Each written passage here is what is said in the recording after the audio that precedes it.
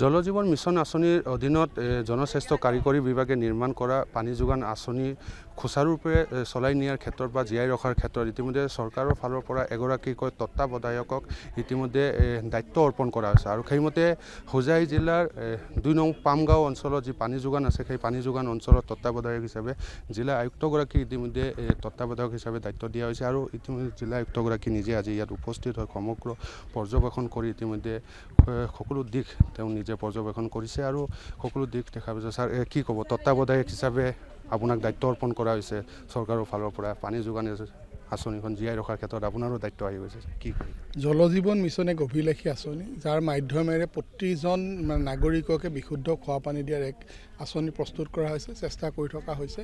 ইতিমধ্যে প্ৰায়সমূহ আঁচনি আমাৰ সমাপ্ত হৈছে। এতিয়া আঁচনিসমূহৰ ছাৰ্ভাইভেল আৰু ছাষ্টেইনেবিলিটিৰ ওপৰত আমি কাম কৰি আছোঁ আৰু এই আঁচনিখন যিহেতু ৰাইজৰ কাৰণে উৎসৰ্গিত, ৰাইজৰ সেৱাৰ কাৰণে দিয়া হৈছে, গতিকে ইয়াৰ লগত জড়িত যিসকল বেনিফিচিয়াৰী বা ৰাইজ আছে তেওঁলোক সজাগ হ'ব লাগিব আঁচনিখন জীয়াই ৰাখিবৰ কাৰণে। গতিকে আজি এক সজাগতামূলক এক অনুষ্ঠান আমি ইয়াত কৰিছিলোঁ, য'ত ইউজাৰ্ছ কমিটি আছে, জলমিত্ৰ আছে, FTK টীমসকল আছে, অন্যান্য গাঁৱৰ ৰাইজ আছে। তেওঁলোকক আঁচনিখনৰ প্ৰয়োজনীয়তা আৰু এইখন জীয়াই থাকিবৰ কাৰণে কি ব্যৱস্থা ল'ব লাগিব তাৰ ওপৰত আলোচনা কৰা হ'ল আৰু চৰকাৰে ইতিমধ্যে PHC বিভাগে 5 ষ্টাৰ ৰেটিং বুলি এক আঁচনি উলিয়াইছে, সুন্দৰভাৱে প্ৰণালীবদ্ধভাৱে যে কোনটোৰ পিছত কি কৰিব লাগিব, কেনেকৈ ধৰণে কৰিব লাগিব যাতে ছাষ্টেইন হ'বৰ কাৰণে সেইখিনিৰ আলোচনা কৰা হৈছে। মই আশা ৰাখোঁ ৰাইজ যথেষ্ট উদ্যোগী, যথেষ্ট ৰাইজ সজাগ, সুন্দৰ এক আঁচনি হিচাপে এই আঁচনিয়ে পানী দিবলৈ সক্ষম হ'ব। দেখা হৈছে ছাৰ, আয়ুক্ত হিচাপে আপুনি যিহেতু নিজে আছে, কাৰোবাৰ যদি অভিযোগ থাকে হয়তো আপোনাৰ ওচৰলৈ গৈ পাব, তেওঁলোকে এই ক্ষেত্ৰত কেনেধৰণৰ মইতো অকল জলমিত্ৰ বা JM বুলিয়ে নহয়, আয়ুক্ত হিচাপে যিকোনো ক্ষেত্ৰত সদায় মই ৰাইজক মই আহ্বান কৰোঁ যে তেওঁলোক আহক, আমাক সুবিধা দিয়ক তেওঁলোকক কাম কৰিবৰ কাৰণে, কাৰণ আয়ুক্তৰ হাতত এনেকুৱা ধৰণৰ মেচিন নাই যে সকলো কথা মই গম পাম। ৰাইজ ওচৰ চাপি আহিব আৰু চেষ্টা কৰিম। চৰকাৰৰ সকলো আঁচনি আছে, এজন ব্যক্তিৰ সমবিকাশৰ কাৰণে, এজন ব্যক্তিৰ সম্পূৰ্ণ বিকাশৰ কাৰণে চৰকাৰৰ বহু আঁচনি আছে। ৰূপায়ণৰ দায়িত্বটো আমাৰ ওপৰত। গতিকে ৰূপায়ণৰ ক্ষেত্ৰত যদি কিবা বিসংগতি হয়, কিবা যদি হোৱা নাই, তেখেতসকলে যে আহিলে আমি ডেফিনেটলি তেখেতসকলক সেৱা কৰিবলৈ প্ৰস্তুত আছোঁ। আঁচনিটো পৰ্যবেক্ষণ কৰিলে নিজে কেনেদৰে পালে আঁচনি? এই আঁচনিটো সুন্দৰ আঁচনি, আজি মই দেখা পাই খুব ভাল লাগিলে। মই PHCক ধন্যবাদ জনাইছোঁ। সুন্দৰ আঁচনি হৈছে আৰু পৰিৱেশটো খুব ভাল আৰু ৰাইজৰ মাজত ইতিমধ্যে তেওঁলোকে গম পাইছে যিটো তেওঁলোকৰ আঁচনি সেইটোৱে সাৰ্থক। তেওঁলোকৰ আঁচনি তেওঁলোকে ইয়াত সক্ৰিয় সহযোগিতা কৰিছে আৰু তেওঁলোকে জীয়াই ৰাখিবৰ কাৰণে চেষ্টা কৰিম বুলি কথা দিছে। এই আছিলে জিলা আয়ুক্ত বিদ্যুৎ বিকাশ ভাগৱতী আৰু ইতিমধ্যে নিউজ 18ৰ কাষত সকলো কথা তেওঁ ব্যক্ত কৰিছে যে এই আঁচনিখন কেনেদৰে তেওঁ আগুৱাই নিব আৰু যিহেতু বৰ্তমান ইতিমধ্যে বিষয়া পানী যোগান আপোনাৰ জনস্বাস্থ্য বিভাগৰ কাৰ্যকৰী অভিযন্তা হিচাপে কি ক'ব? ইতিমধ্যে আঁচনিখন পৰ্যবেক্ষণ কৰি গ'ল, প্লাছ তাৰপিছত আয়ুক্তগৰাকীয়ে তত্ত্বাৱধায়ক হিচাপে দায়িত্ব লৈছে এই আঁচনি। সুন্দৰ হৈছে আয়ুক্তগৰাকী। আমি ৰাইজৰ যিমানখিনি উপভোক্তা আছে ইয়াতে সকলোৱে ভাল পাইছে আৰু আমিও টেকনিকেলি যিমান পাৰোঁ সুন্দৰকৈ কৰি দিছোঁ বুলি অলপ আগতে আয়ুক্ত মহোদয়ে কৈ গ'লেই আৰু আশা ৰাখিছোঁ ৰাইজৰ সহযোগিতা পাম। এতিয়া সহযোগিতাখিনি হ'লেহে আমি আঁচনিটো আগুৱাই লৈ যাম।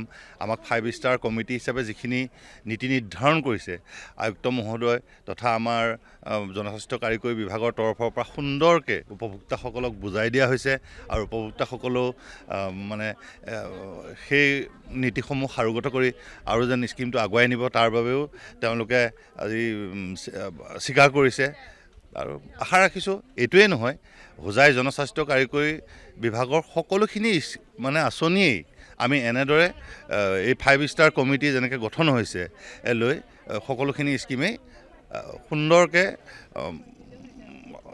গঠন কৰি আগুৱাই লৈ যাব পাৰিম। এই আছিলে জনস্বাস্থ্য কাৰিকৰী বিভাগৰ অভিযন্তা আৰু কাৰ্যকৰী অভিযন্তা। ইতিমধ্যে আন এগৰাকী বিষয়া আছে।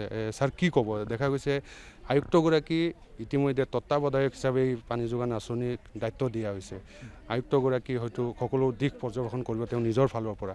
আজি আহি তেওঁ কি পালে কি নাপালে কিবা আজি এই 5 ষ্টাৰ ৰেটিং আমাৰ 5 ষ্টাৰ ৰেটিং যিটো আঁচনি উলিয়াইছে তাৰ সজাগতাৰ কাৰণে আমাৰ হোজাই জিলাৰ জিলা আয়ুক্ত ছাৰ আহি কিনে যিখিনি আমাক সহায় সহযোগিতা কৰিলে আৰু আমাৰ ৰাইজৰ লগত যিখিনি মত বিনিময় কৰিলে এইটো আমাৰ নথৈকৈ খুব আমাৰ আৱশ্যক হ'ব আৰু আমাৰ গঠনমূলক হ'ব আৰু আমাৰ এই ৱাটাৰ ইউজাৰ্ছ কমিটিটো ভালদৰে এই স্কিমটো চলাব আৰু এই স্কিমটো সদায় আমাৰ কাৰণে এটা আকৰ্ষণ হৈ থাকিব আৰু আমি যাতে হোজাই জিলাত প্ৰতিখন স্কিমেই এনেকৈ যদি আগুৱাই লৈ যাব পাৰোঁ আমাৰ হোজাই জিলাৰ PHCৰ নামটো বহুত আগত থাকিব। যিহেতু আয়ুক্তগৰাকীয়ে দায়িত্ব লৈছে, ৰেটিঙৰ ক্ষেত্ৰতো কথা আহিব, কি কৈ গৈছে এই ক্ষেত্ৰত, কেনেধৰণৰ ৰেটিং পাব, কেনেধৰণে লাভ কৰে, কি কি দিশৰ পৰা এই ৰেটিংটো লাভ কৰে? হয়, আমাৰ আয়ুক্ত ছাৰে আহি এই স্কিমটো খুবেই ভাল পাইছে, কাৰণ ইয়াৰ মাজত যিটো মত বিনিময় হ'ল আমাৰ বেনিফিচিয়াৰীৰ লগত, তেওঁলোকেও কৈছে যে তেওঁলোকে পানী পাই আছে আৰু আমাৰ আজি এই স্কিমটোত পানী 3 মাহৰ পৰা দি আছোঁ।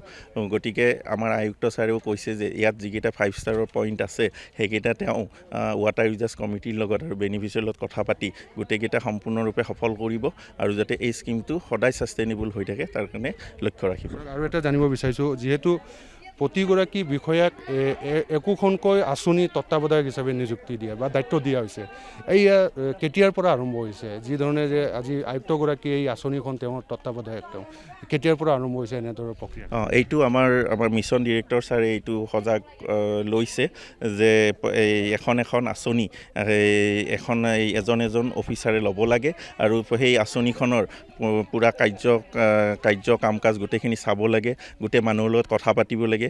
এইটো লোৱা আজি আমাৰ MD ছাৰে আমাক কৈছিলে, লাষ্ট 6 মান্থ আগতেই কৈছিলে কথাখিনি, কিন্তু আমি সেইবোৰ গোটেইবোৰ স্কিম কৰি আছোঁ।